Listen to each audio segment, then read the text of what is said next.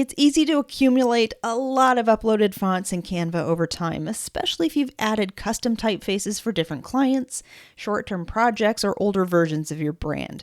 Once you no longer need them, you may decide you want to tidy things up and remove any fonts you're not actively using.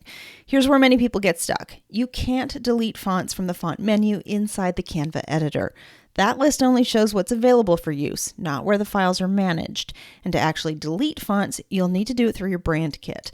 A side note that you're only going to be able to delete your uploaded fonts, not any of the ones that come standard with Canva. To delete any uploaded fonts, you're going to go to your brand section, then select Brand Kits, and find the relevant brand kit containing your uploaded font. Scroll down to the font section and click on Manage Uploaded Fonts, and then you'll see a list of all the custom fonts you've added. Next to each uploaded font, there's a small trash can icon. Click the icon beside the font you want to remove, confirm that you want to delete it, and Canva will take care of the rest.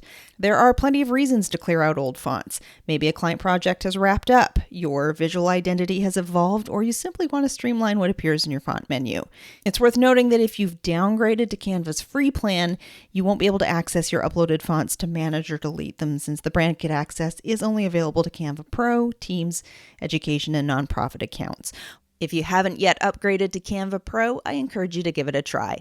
Learn more about how to get a free 30-day trial of Canva Pro at brendacadman.com/pro.